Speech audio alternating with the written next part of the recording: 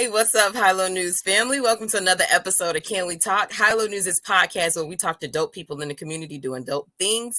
And today is no different. I'm really excited to have the next guest on today because he's talking about everything that we need to know about getting money, okay, for our businesses. So without further ado, I would like to bring Robert Parson to this show. Thank you, from the Miami-Dade Economic Advocacy Trust. Did I get that? All of that is good to go? Yes, Did I get that right? we're good, Ms. Tate. Thank you. Thank you very much. Thanks for having me. Awesome. No, I'm so excited to have you on because you work with MDEAT and you guys have an amazing program going on where you're giving away money and grants to small business owners. So I wanted you to break that down and tell people everything that they need to know so that they can be prepared and in compliance with this new program. So Okay, well, Miami-Dade Economic Advocacy Trust has a yearly grant that they give out. This year will be the largest grant we've ever given out, which would be $250,000 for 25 recipients, which would be $10,000 apiece. The businesses need to be in existence for at least 3 calendar years. Most people just think 3 years, but it's 3 calendar years. So if you started in 2020, January, 2023, now you're eligible. That's 3 complete calendar years. You can't be a franchise. We don't allow franchise. You can't be a for-profit or a non-for-profit. You must submit all your financials, whether you're paying taxes, which everyone should be paying taxes. I say should be, but they really don't, unfortunately. Have your business license and your SunBiz, and if you're paying payroll, you need to show payroll tax receipts that you've been paying your people. You can't make more than $750,000 for a course of 3 years. So that averages out to $250,000 a year. And anyone else, we're here. You must be 51% Black owned. Wow. That's the key. And yes, I'm sorry to cut you off, but Mr. Parsons, you're the Economic Development Manager for MDEAT, and you mentioned that this is the largest grant that you guys have ever given out of this capacity. Can you tell me the reasoning behind that and what went into the development of, increasing this grant? Well, in August, we gave out $5,000 to 16 recipients, but we realized that to really scale your business and to grow your business, it's going to take more than just the mom and pop money that most people are giving out. So we want to take people to the next level. We want to help you to truly build your business and to take it to the next level to where you can turn around and help people in your communities. Because the key is that we have to enhance our communities by the economic developments that go on. And there are a lot of things that are happening that we're missing out on. So we're trying to make sure that these small businesses can grow, scale, and do things like the big boys. Yes, I love that. And you guys are under new leadership of Mr. Bill Diggs. What has been going on as far as like under his leadership that you've seen a difference and is this a part of his new vision and plan for the trust? Yes, Mr. Diggs has a wide scope of things that he wants to do, and right now we're actually changing what MDEAT actually looks like to everyone else. Because most people know MDEAT for maybe housing assistance or maybe teen court. But what we're doing now, we consider ourselves a 4-headed monster. We have a legislative division, which helps us with research and for people to understand the policies and procedures that are going on in Miami-Dade County. We also have a housing assistance program, but we've taken the housing assistance program to another level. We've also added redevelopment, rehab, and development of properties, vacant lots throughout Miami-Dade County. We also have teen court, but teen court is more, we've changed the name. It's not called teen court anymore. It's called youth services. Youth services will have a gamut of opportunities for young people to enhance and to see the opportunities that are out here to take themselves to the next level. It's what, like most people don't understand it. We don't know most times because we don't get the exposure. So what youth service is doing now is they are giving these young people exposure to other opportunities, educational goals, and outlooks, medical, technical. We're trying to raise their level because they are our future. Yes. And my piece, the economic development, is to enhance some of these small Black businesses and help them to realize we're getting past the mom and pop. We're Mm. going on another level, and we're going to help our communities along the way. I love that. I love that. We have a lot of entrepreneurs that watch our show and people who are looking to, be first-time home buyers. So it's good to know that you're sharing this information, with our audience. Mr. Parsons, tell me about your role with the Economic Advocacy Trust as the economic development manager, and tell us, a little bit about your background, how you got started, and how you ended up with MD. Well, I've been in the county for 26 years. I started with CAA, which is now CAHSD, with a division called Greater Miami Service Corps, which is we help young people 18 to 24 years of age with job skills, technical trainings, and things of that nature. I did that for 20 plus years, and then I moved on to Miami-Dade Aviation, Minority Affairs, where we help contracts for federal contracts for small businesses. We kind of Nice. monitored those contracts to make sure people were being paid the way the contracts say they were supposed to be paid. And then I moved on to small business development in the same role, but on a larger scale. And then I got the opportunity to be mentored by Mr. Bill Diggs to come on as his economic development manager.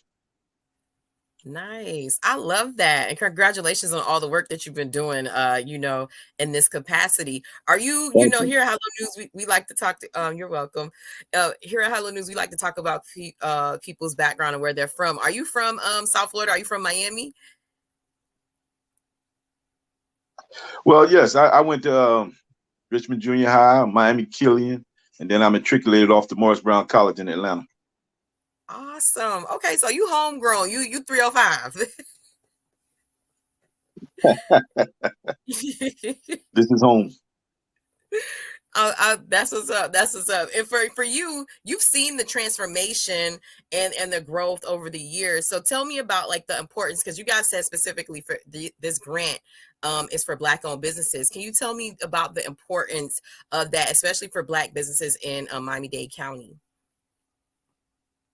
Well, it's not just for Black-owned businesses; it's majority Black-owned. So you can have other partners of other nationalities, but the controlling interest must be by a Black person.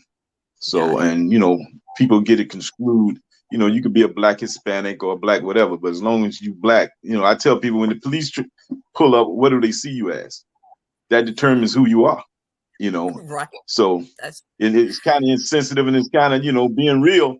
But when people say, "Oh, I'm Black," but when the police pull up, what do they see? Do they see a Hispanic? Are you gonna start talking Spanish, or or are you gonna be real and be like, I'm a Black Hispanic? So, but we're trying to change the avenues in which we can grow, because a lot of times we've been left out, and most of it is because of lack of information and lack of resources.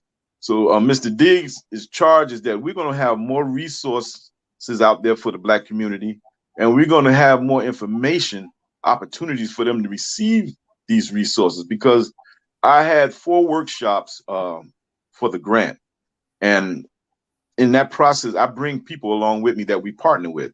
I bring the Miami-Dade Chamber of Commerce. I bring Strive 305, which is a county agency under the mayor. Also bring SBD, Small Business Development, for business opportunities and certifications that these businesses can receive, not knowing that, this is how you play ball in Miami-Dade County. So I even brought the school board in, because there are a lot of opportunities within the school board that people don't realize that they can participate. Like I tell people, the county and the school board buy a lot of things. You don't necessarily have to be a store. You can be the connection in between and get a piece of the money and keep living. So I'm trying to bring awareness to the different opportunities that are out there, and especially for the youth, because the youth are more technical. they're more technologically savvy than most of us. So there's a lot of opportunity out there. You don't necessarily have to go to college. I would tell people to get an education, but there are opportunities out there where you can make it and make it big. Nice.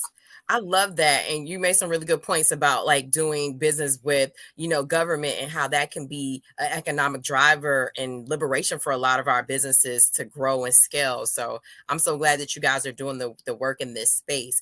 I have a question about the grant. Are there any restrictions on how the grant funds can be spent? Like what can the grant be used for? Well, the grant can be used for anything as far as marketing, technical assistance, equipment, but you can't purchase food with it. If you're a restaurant, you can't use those dollars to purchase food. That's the only restriction.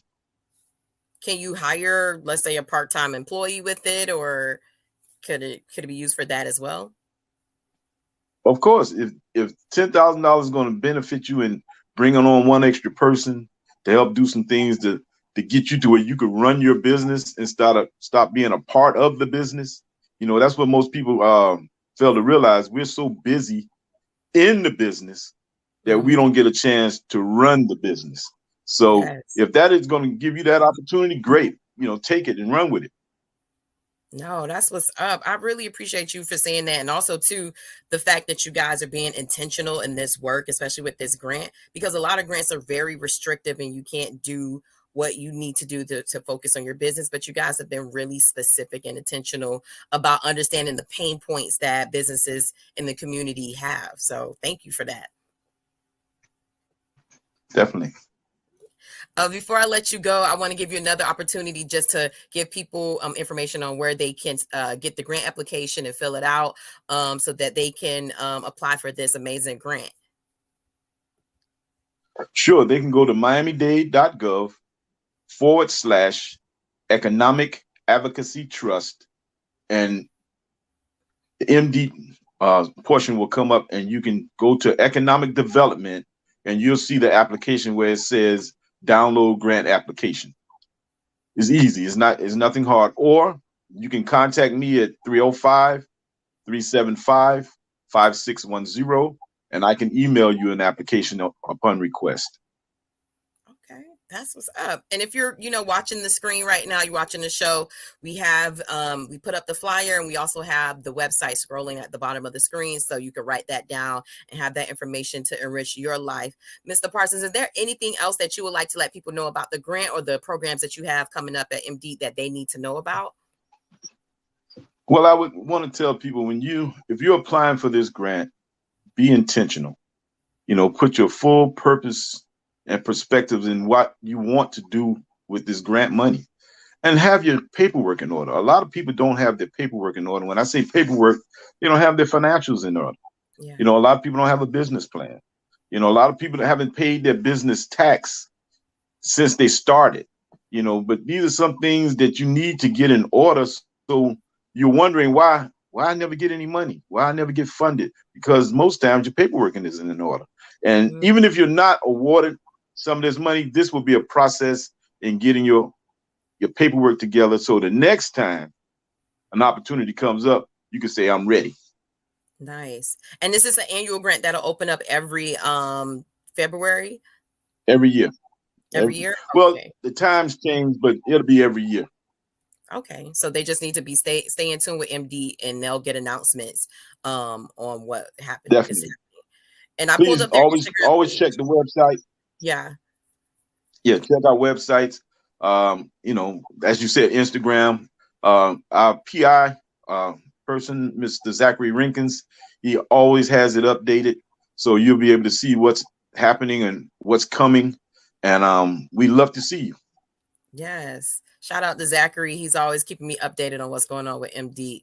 Mr. Parson, thank you again for joining me today. I really appreciate it. You're a friend of the show now, so please come back. Any announcements, any news that you want to share with our audience, please come back. I welcome it, because this is the information that we need to know, especially since we're focusing on Black and Brown millennials in South Florida. I'm a Miami girl. I'm born and raised in Carroll City, so a lot of my audience and a lot of my friends who watch the show need this information. So please come back and let us know the information that we need to know so we can keep and growing our businesses and growing and enhancing our lives. Thank you for having me. I'd love to come back anytime. Yay. Thank you. Guys, this has been another amazing episode of Can We Talk, our podcast where we talk to dope people doing dope things. And Mr. Parsons is doing some amazing things over there at MD. You guys make sure you sign up. The website is on the screen. Make sure you guys are following us on hallonewsmiami.com. You can follow us on social media as well. When you head to our website, sign up for our email newsletter. Again, this has been another great episode of Can We Talk podcast. We'll see you next time. Bye. Thank you. Thank you for having me. You're welcome.